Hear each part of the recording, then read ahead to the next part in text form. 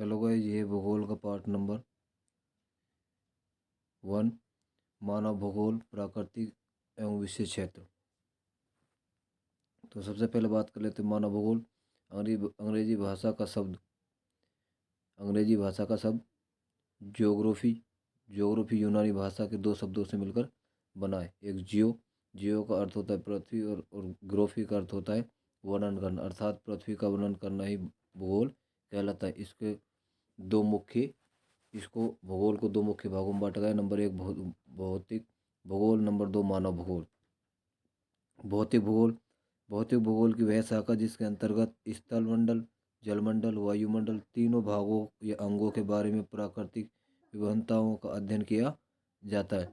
दूसरा मानव भूगोल भूगोल की वह शाखा है जिसके अंतर्गत मानव क्रिया एवं वातावरण के बारे में अध्ययन किया जाता है, मानव भूगोल कहलाता है। उसके बाद आता है मानव भूगोल का प्राकृतिकरण तथा प्रकृति का मानवीकरण।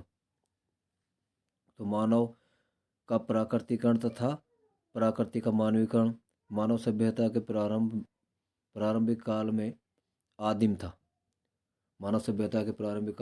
था तथा ये लोग प्रकृति की सुनते थे तथा उनकी प्रचंडता से भयभीत थे और उसकी पूजा करते थे। इस प्रकार आदिम मानव ने अपने आप को प्रकृति के आदेशों के अनुसार ढाल लिया। इस प्रक्रिया को मानव प्राकृतिकरण कहते हैं।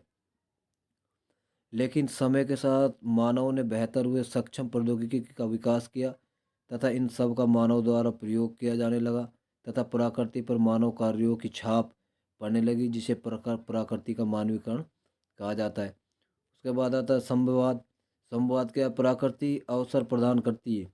प्रकृति क्या करती है? अवसर प्रदान करती है और मानव उसका उपयोग करके सांस्कृतिक भूदृश्य की रचना करता है और जिससे धीरे धीरे प्रकृति का मानवीकरण होता है, जिसे संवाद के नाम से जाना जाता है। उसके बाद आता है नवनिश्चयवाद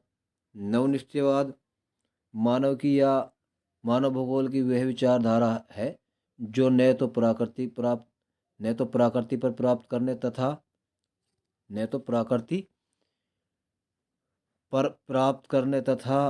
न प्रकृति की दास्ता स्वीकार करने बल्कि प्रकृति के साथ सहयोग करने पर बल देती है।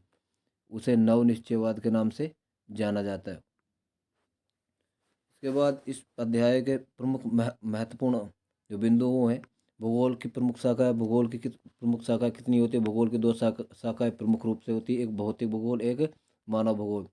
राजनीति के दो मुख्य शाखाओं के नाम लिखिए तो सार्वजनिक भूगोल और सैन्य भूगोल।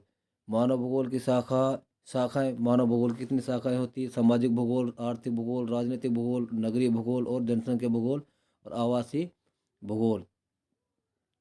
भौतिक पर्यावरण के मुख्य तत्व भू आकृति, जलवायु, मृदा, जल, वनस्पति आदि हैं। अब रेट जेल के अनुसार भूगोल की परिभाषा क्या है? मानव भूगोल मानव समाजों और धरातल के बीच संबंधों का संश्लेषण अध्ययन ही भूगोल कहलाता है। तो ये तो भूगोल